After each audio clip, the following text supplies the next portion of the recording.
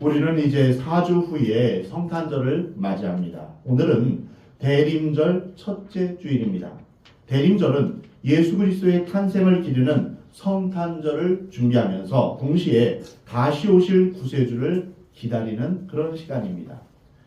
2000년 전 예수님께서 이 땅에 오신 그날은 바로 예수님의 초림이라고 하시죠. 초림은 처음 오신 것이다.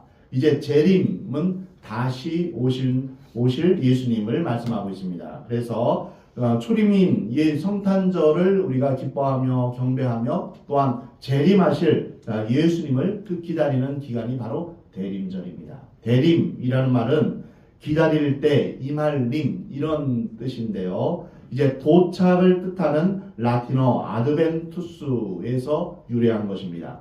이 라틴어에서 영어로 바뀐 것이 어드벤트입니다. 이것을 우리는 주님의 임하심을 기다린다라는 뜻으로 대림절로 이렇게 우리는 지키고 있는 것입니다.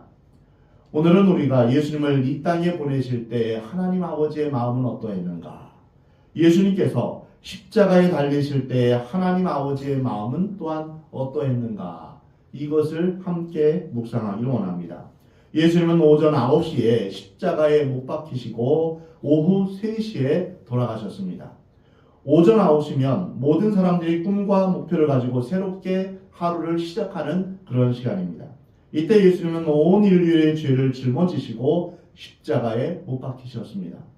제6시로부터 온 땅에 어둠이 마여 제9시까지 계속되었다. 오늘 본문 45절에서 말씀하십니다. 오늘 본문에서 6시는 오늘날의 시간으로 하면 12시를 말합니다. 십자가에 못 박히신 후에 3시간 후인 정오, 즉 12시로부터 돌아가신 오후 3시까지 온 땅에 어둠이 임했다는 것입니다. 오후 3시가 되어 예수님은 운명하셨습니다. 하나님의 아들이신 예수님이 인류의 죄를 대신하여 그 죄를 용서하시려고 죽으신 것입니다. 하나님이신 예수님이 우리를 사랑하셔서 죽으신 것입니다. 그래서 우리는 예수 그리스도의 십자가를 바라볼 때, 십자가를 만날 때 상상할 수 없는 충격에 휩싸이게 되는 것입니다. 그 크신 하나님의 사랑, 그리고 나의 크고 또한 나의 중한 이 죄를 이제 깨닫게 되는 것이죠. 이렇게 하나님의 아들이신 예수님께서 십자가에 못 박히실 때 우리가 성경을 읽다 보면 하나님 아버지는 십자가 사건에 침묵하시는 것처럼 그렇게 보입니다. 그러면 십자가 이전에는 하나님 아버지께서 예수님에 대해서 어떤 말씀을 하셨을까요? 예수님께서 공생의 사역을 시작하시면서 세례 요한에게 세례를 받으시고 물에서 나오실 때 하늘 문이 열리고 성령이 비둘기처럼 내려오면서 하늘로부터 이러한 말씀이 있었습니다. 이는 내 사랑하는 아들이요 내 기뻐하는 자다. 이것이 바로 예수님과 하나님과의 관계입니다. 성부 하나님께서 성자 하나님을 사랑하시고 성자 하나님께서 성부 하나님을 사랑하시는 그런 관계입니다. 또한 변화산에 기도하러 가셨을 때 예수님은 천상의 모습, 즉 예수님께서 이 세상에 오시기 전에 영광의 모습으로 변화되셨습니다. 얼굴이 해같이 빛나기 시작했습니다. 변화되신 예수님은 모세와 엘리야와 대화하셨습니다. 그 장면을 본 제자들은 무릎을 꿇고 엎드릴 수밖에 없었습니다. 그때 호련히 빛난 구름 속에서 음성이 들려왔습니다. 이는 내 사랑하는 아들이요 내 기뻐하는 자니 너희는 그의 말을 들으라. 그렇습니다. 하나님께서는 예수님과의 관계를 여러 번 말씀하셨습니다. 그렇게 하시던 하나님께서 십자가 위에 매달린 예수님에게는 침묵하셨던 것입니다. 그러나 사실 하나님은 침묵하신 것이 아니었습니다. 하나님은 침묵하시는 법이 없으십니다. 하나님께서 침묵하고 계신 때는 하나님께서 준비하고 계시는 때입니다. 하나님이 가장 느껴지지 않을 때, 하나님이 나와 함께 계시지 않다고 그렇게 느낄 때 하나님은 나와 가장 가까이 계십니다. 가끔 우리가 고난과 역경에 부딪히고 이해할 수 없는 일이 생길 때 우리의 생각은 과연 하나님은 살아계신가? 이런 의문이 생깁니다. 살아계시다면 하나님은 무슨 일을 하고 계시는가? 하나님은 지금 나의 고통을 보고 계시는가? 이런 질문은 우리만 하는 것이 아닙니다. 시편 기자들도 똑같이 했습니다. 시편 73편 기자는 악인이 형통하고 오만한 자들이 성공하며 또한 그들이 죽을 때도 고통 없이 죽는 것을 보았습니다. 그럼에도 불구하고 악인들이 심판도 받지 않고 재앙도 받지 않고 그 자손들이 잘 되는 것을 보면서 과연 하나님께서 살아계신가? 이런 질문을 합니다. 다윗도 이런 고백을 했습니다. 억울하게 사울에게 쫓김받아 집에도 돌아갈 수 없고 사랑하는 조국에서도 살 수가 없어서 이리저리 방황하며 살던 다윗은 내 하나님이여 내 하나님이여 어찌 나를 버리셨나이까 자신의 심경을 토로하고 있습니다. 나치에게 민족 전체가 무참하게 학살당했을 때 하나님을 향해 유대인들은 하나님 어디 계십니까? 이렇게 울부짖었을 것입니다. 유대인뿐 아니라 일본에게 어려움을 겪었던 우리 민족도 그러했으며 또한 70년 동안 공산 치하에 있었던 구소련의 그리스도인들도 역시 그러한 질문을 했을 것입니다. 또한 문화대혁명을 겪으면서 신앙을 지켰던 중국의 수많은 그리스도인들도 하나님 당신은 과연 살아계십니까? 살아계시다면 지금 무엇을 하고 계십니까? 이렇게 질문했을 것입니다. 이런 질문들은 우리 주위에도 많이 있습니다. 어느 집안의 4대 독자 외아들이 금이야 오기야 귀하게 키운 그 외아들이 사고로 갑자기 죽게 되었을 때 하나님 당신은 살아계십니까? 이렇게 질문할 수 있습니다. 또 순식간에 부모를 잃어버린 어린 자녀들을 볼 때 시험에 들 수 있습니다. 그러나 이러한 질문보다 더 큰 질문이 있습니다. 하나님은 예수님을 죽게 하시고 억울한 재판을 받게 하시며 희롱을 받으시며 고통을 겪게 하셨습니다. 이런 가운데 하나님은 나타나시지 않으셨습니다. 어떠한 음성도 들리지 않았습니다. 아무 말씀도 없으셨습니다. 죄 없으신 예수님이 십자가에서 돌아가셨을 때 우리는 하나님 이게 웬일입니까? 하나님은 이 문제에 대해서 어떻게 해답을 주시겠습니까? 라고 질문할 수 있습니다.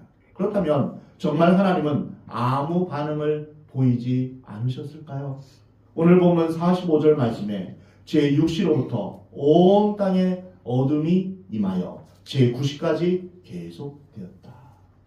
우리는 여기에서 하나님께서 침묵하지 않으셨음을 우리는 발견하게 됩니다. 오늘 본문에서 제6시 즉 12시로부터 해가 빛을 잃었다 이렇게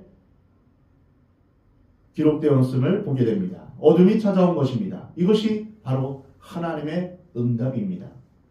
예수님의 죽음에 어둠으로 응답하신 것입니다. 정오, 낮 12시는 해가 가장 힘있게 온 세상을 비추는 그러한 시간입니다. 그 시간에 어둠이 찾아왔다는 사실에서 우리는 하나님의 슬픔, 하나님의 마음, 하나님의 터질 것 같은 심장, 그 비통한 마음을 읽을 수 있습니다. 2004년에 개봉한 패션 오브 크라이스트라는 영화가 있습니다. 그리스도의 고난이라는 뜻이죠. 그 영화를 보면 예수님께서 십자가에 못 박히신 장면이 위에서 아래로 보여지는 그러한 장면이 있습니다. 그러다가 그 장면이 일렁일렁하더니 하나의 물방울이 되어서 땅에 뚝 떨어지게 됩니다. 저는 그 장면이 하나님의 마음을 보여주고 있다고 느껴집니다. 하나님 아버지의 눈물을 상징적으로 보여주는 것으로 느껴집니다. 예수님이 십자가에 못 박히신 그 모습을 보시는 하나님 아버지는 얼마나 가슴이 찢어질 듯 아프셨을까요? 그럼에도 불구하고 하나님은 예수님의 죽음을 막을 수가 없었습니다. 십자가 앞에서 사람들이 내가 정말 하나님의 아들이냐? 그러면 십자가에서 내려와 보라 라고 조롱했습니다. 하나님은 예수님을 십자가에 달리지 않게 하실 능력이 있으셨습니다. 그러나 온 인류의 죄를 대신 지게 하셨기 때문에 막을 수가 없었습니다. 그러기에 하나님의 마음은 갈기갈기 찢어질 듯 아팠고 고통스러우셨습니다. 고통스럽게 죽어가는 자식을 보고 아파하는 부모의 심정과 다를 바 없었던 것입니다. 내가 대신 죽을 수 있었다면 내 아들의 아픔을 내가 대신할 수 있었다면 부모의 심정과 같은 하나님의 마음을 우리는 어둠을 통해서 읽을 수 있습니다. 하나님께서 침묵하시지 않았다는 두 번째 증거는 다음의 말씀에서 나타납니다. 오늘 보면 51절에 이에 성소 휘장이 위로부터 아래까지 찢어져 둘이 되고 땅이 진동하며 바위가 터지고 무덤들이 열리며 자던 성도의 몸이 많이 일어나되 예수의 부활 후에 그들이 무덤에서 나와서 거룩한 성에 들어가 많은 사람에게 보이니라.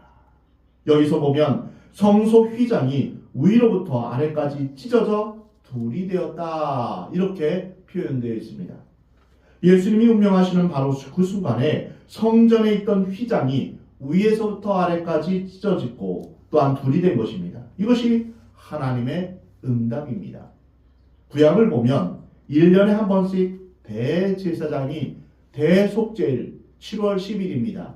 대속죄일에 예법을 갖추고 자신의 죄와 백성의 죄를 속하기 위해서 짐승의 피를 들고 지성소에 들어가 번제를 드렸습니다. 지성소에는 아무나 들어갈 수 없었습니다. 오직 대제사장만 들어갈 수 있습니다. 심지어 짐승의 피를 가지고 백성들을 대표해서 들어가는 대제사장이라 할지라도 두렵고 떨리는 마음으로 들어갔습니다. 왜냐하면 만약에 이 피를 가지고 가는 대제사장 자신에게 죄가 있다면 그는 그 자리에서 즉사하기 때문입니다.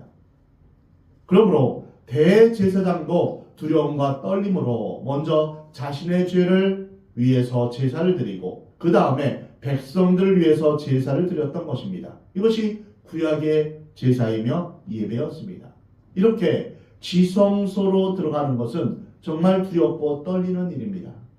그런데 성소와 지성소, 성소에는 성소와 지성소가 있는데 그 지성소를 들어가려면 큰 휘장을 이제 지나야 됩니다. 그 휘장은 요즘 일반 가정집에서 사용되는 얇고 가벼운 커튼하고는 전혀 다릅니다. 크기가 매우 큽니다. 높이가 18m요. 헤롯 성전에서 그 휘장의 높이는 18m입니다. 넓이가 9m입니다. 힘센 황소가 4마리가 서로 잡아당겨도 찢어지지 않는 그런 두께도 10cm에서 15cm입니다. 그래서 제사장 300명 이상이 간신히 들 수 있는 그러한 무게와 크기입니다. 이러한 휘장이 예수님이 십자가에서 운명하시는 순간 위에서 아래로 쫙 찢어져서 둘로 되었다라는 것입니다. 사람의 힘으로는 도저히 한 번에 찢을 수 없는 휘장이 그것도 위에서 아래로 찢어졌다라는 것은 하나님께서 하신 일임을 우리가 볼 수 있습니다. 이것이 바로 십자가에 대한 하나님의 응답입니다. 십자가에 대한 하나님의 태도임을 우리는 알 수 있습니다. 그렇다면 휘장이 위에서 아래로 찢어졌다는 것은 무엇을 의미할까요? 히브리서 9장에 그 이유가 잘 나타나 있습니다. 그리스도께서는 장래 좋은 일에 대제사장으로 오사 손으로 짓지 아니한 것 곧 이 창조에 속하지 아니한 더 크고 온전한 장막으로 말미암아 염소와 송아지의 피로 하지 아니하고 오직 자기의 피로 영원한 속죄를 이루사 단번에 성소에 들어가셨느니라. 구약에서 양이나 염소나 송아지를 잡고 그 피를 가지고 이제 자기의 죄를 1년에 한 번씩 용서받았지만 이제 예수님이 그 몸이 찢기시고 그 피를 흘리심으로 말미암아 영원한 속죄를 이루신 것입니다. 예수님이 물과 피를 다 쏟으시고 운명하시는 그 순간에 구약의 제사를 완성하는 사건이 일어난 것입니다.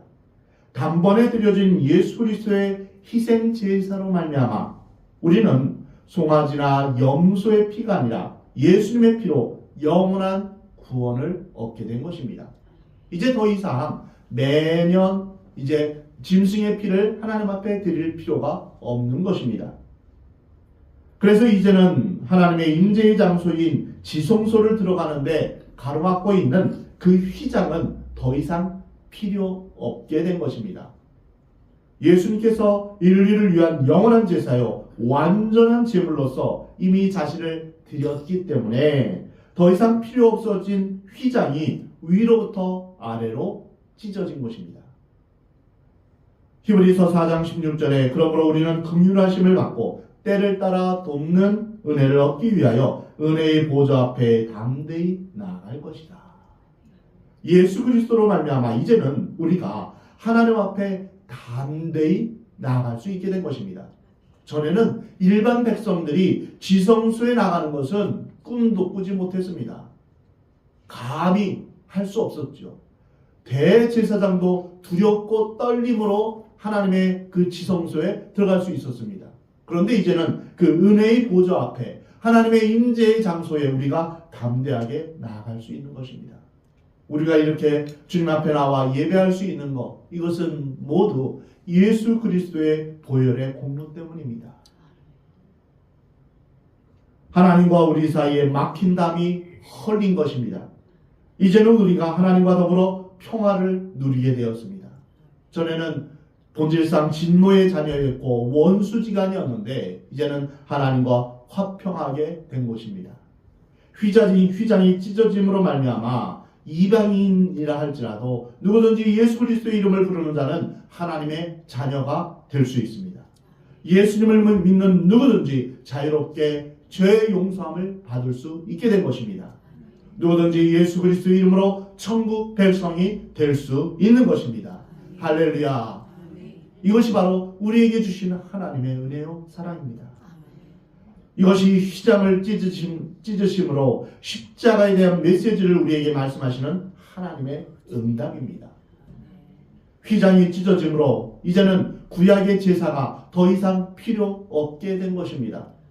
예수 그리스도로 말미암아 온전한 제사를 이룬 이 십자가 사건에 예수님을 믿음으로 세례를 받고 십자가에 동참한 성도들을 가리켜서 성경은 이렇게 말씀하십니다. 너희는 택하신 족속이요 왕같은 제사장들이요 거룩한 나라요 그의 소유가 된 백성이니 이는 너희를 어두운 데서 불러내어 그의 기이한 빛에 들어가게 하신 이의 아름다운 덕을 선포하게 하려 하심이라. 하나님 아버지는 십자가에 달리신 예수님을 가슴 아프게 가슴이 미어 터지는 심정으로 지켜보셨던 것입니다. 하나님께서 예수님에게 주신 이러한 응답, 즉 성소 휘장이 찢어진 사건은 너는 죽었지만 승리했다. 너는 십자가에서 인류의 모든 죄를 지고 희생했지만 모든 백성에게 부활을 확인시켜 주었고 구원을 선포했으며 믿는 성도들에게 승리를 약속으로 주었다. 이것이 바로 휘장을 찢으신 메시지였습니다. 예수님이 돌아가셨을 때 성전의 휘장만 찢어진 것이 아니라 지진이 일어나고 땅이 진동하며 바위가 터졌다고 기록되어 있습니다. 그리고 무덤이 열리고 자던 성도들의 몸이 일어났다고 했습니다. 이 얼마나 놀라운 일입니까? 이것은 예수 그리스도의 죽음이 하나님 앞에서 완전한 제사였고 예수님의 죽으심으로 모든 사망과 죄와 사탄의 권세가 다 무너졌음을, 완전히 무너졌음을 보여주는 것입니다. 무덤이 열리고 죽은 자가 살아났다는 것은 죽음을 정복했다는 것입니다. 예수는 죽었지만 승리했다. 이것이 바로 하나님의 메시지입니다. 이것을 하나님께서 상징적으로 보여주신 것입니다. 결론적으로는 하나님께서 침묵하지 않으셨습니다. 하나님께서는 예수님이 십자가에 못 박히실 때 말로 표현할 수 없는 슬픔과 기가 막힌 답답한 그런 심정을 어둠으로 표현하셨고 예수님이 완전히 운명하셨을 때는 구원의 완성의 표식으로 성소 휘장을 찢으셨습니다. 또한 사망의 권세, 사탄의 권세가 무너지는 표현으로 무덤을 열어주시는 그런 응답을 하신 것입니다.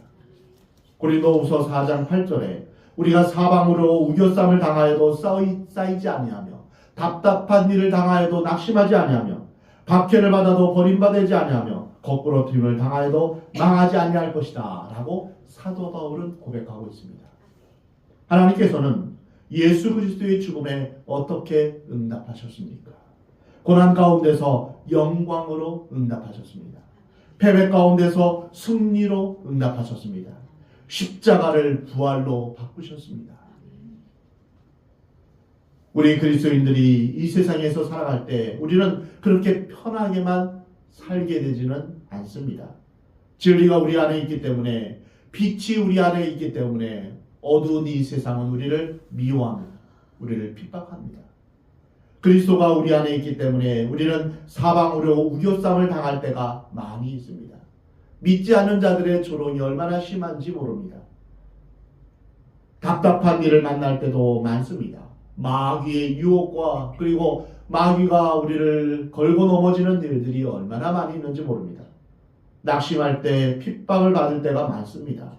거꾸로 뜨림을 당할 때도 많습니다. 그러나 분명한 것은 예수 그리스도의 이름으로 우리가 이런 고난 가운데 있을 때 결코 망하지 않는다는 것입니다. 결코 패배하지 않는다는 것입니다. 결코 수치를 당하지 않는다는 것입니다. 분명 우리는 죽는 곳까지 갈 수 있게 되지만 죽는 그 순간에 하나님께서 고난을 영광으로, 패배를 승리로 바꾸게 됨을 믿으시기 바랍니다. 그래서 우리는 담대하게 세상에 나가서 모든 악과 사탄의 세력, 죄와 싸워 승리할 수 있게 되는 것입니다. 사랑하는 성도 여러분, 우리 하나님은 침묵하지 않으심을 기억하시기 바랍니다. 혹시 하나님께서 침묵하고 계시는 것처럼 느껴지시는 분이 있으십니까? 억울하다고 느끼시는 분이 있습니까? 내 인생이 왜 이러냐고 한탄하시는 분이 있으십니까? 그렇지 않다는 것을 오늘 십자가 사건을 통하여서 그 십자가 사건에 나타난 하나님의 모습으로 깨달으시길 바랍니다. 우리가 고난당하거나 병이 들었을 때 하나님은 멀리 계시지 않습니다. 자녀가 불치병에 걸려서 죽게 되었을 때 귀찮아서 도망가는 부모가 어디 있겠습니까? 그 자녀를 부둥켜 안고 우는 것이 부모의 마음입니다. 연약한 자녀에게 더 애정을 갖는 것이 부모의 심정입니다. 그것이 곧 하나님 아버지의 마음입니다. 여러분이 연약하다고 느끼십니까? 여러분이 지금 슬프고 괴롭다고 느끼십니까? 하나님은 그러한 여러분을 더욱더 사랑하십니다. 하나님은 우리의 고난을 보고 계십니다. 하나님은 우리의 고독을 보고 계십니다. 우리의 슬픔을 알고 계십니다. 우리의 억울함을 다 알고 계십니다. 우리가 계속해서 믿음 안에 있고 십자가를 지며 주님을 따르게 된다면 하나님께서 우리의 인생을 영광스러운 삶으로 바꾸실 것입니다. 사랑하는 성도 여러분, 예수님이 십자가에서 피를 흘리실 때 하나님은 눈을 감지 않으셨다는 사실을 깨달으시기 바랍니다. 예수님이 우리를 위해서 그 몸이 찢기시고 채찍에 맞으실 때 하나님은 모든 것을 지켜보고 계셨습니다. 우리 하나님은 지금도 우리에게 이렇게 말씀하십니다. 나는 결코 너희를 버리지 않는다. 놀라지 말고 두려워하지 말라. 나는 내 하나님이 됨이라. 내가 너를 항상 지켜주리라. 내가 너를 보호하여 주리라. 나의 의로운 오른손으로 너를 붙들어 주리라. 세상 끝날까지 내가 항상 너희와 항상 함께할 것이다. 하나님은 지금도 우리에게 이렇게 약속하십니다. 사랑하는 성도 여러분, 하나님께서는 정말 여러분 한 사람 한 사람 얼마나 사랑하시는지 모릅니다. 여러분 한 사람을 위해서 하나밖에 없는 예수님을 십자가에 죽게 하실 정도로 여러분을 사랑하신 것입니다. 이 세상에 여러분 한 사람이 있더라도 예수님께서 이 땅에 오셨을 것입니다. 여러분 한 사람이 있더라도 예수님은 여러분을 위해서, 여러분 한 사람을 위해서 십자가에서 죽으셨을 것입니다. 그렇게 하나님은 당신을 사랑하십니다. 여러분을 사랑하십니다. 여러분의 가치를 말한다면 나는 얼마짜리일까? 여러분 생각해 본 적이 있습니까? 몇 억쯤 될까요? 몇십억쯤 될까요? 여러분의 가치는 얼마짜리일까요? 여러분 한 분 한 분은 예수님짜리입니다. 왜일까요? 하나님께서 여러분 한 사람과 예수님을 맞바꿨기 때문입니다. 그래서 나는 비교할 수 없는 그러한 값으로, 이 세상에서 그 어떤 값으로 비교할 수 없는 그러한 보배롭고 존귀한 존재입니다. 나는 예수님 자리이다. 그만큼 여러분은 소중하고 보배로운 존재입니다. 저를 따라해 보기 바랍니다. 나는 예수님 자리입니다. 나는 예수님 자리입니다. 나는 보배롭고 존귀한 존재입니다. 그렇습니다. 또 한번 따라해 보시기 바랍니다. 하나님께서 나를 사랑하십니다. 이것을 잊지 마시기 바랍니다. 여러분의 삶 가운데 십자가의 보혈의 능력과 십자가의 은혜가 흘러넘치기를 주의 이름으로 축원합니다. 여러분의 인생 가운데 세상에서 수모를 당하거나 고난이 있다 할지라도 오직 주님만을 바라보며 십자가 보혈을 의지하며 마귀와 싸우고 죄와 싸워 이겨서 마침내 최후 승리를 얻게 되는 저와 여러분이 되기를 우리 하나님은 원하십니다.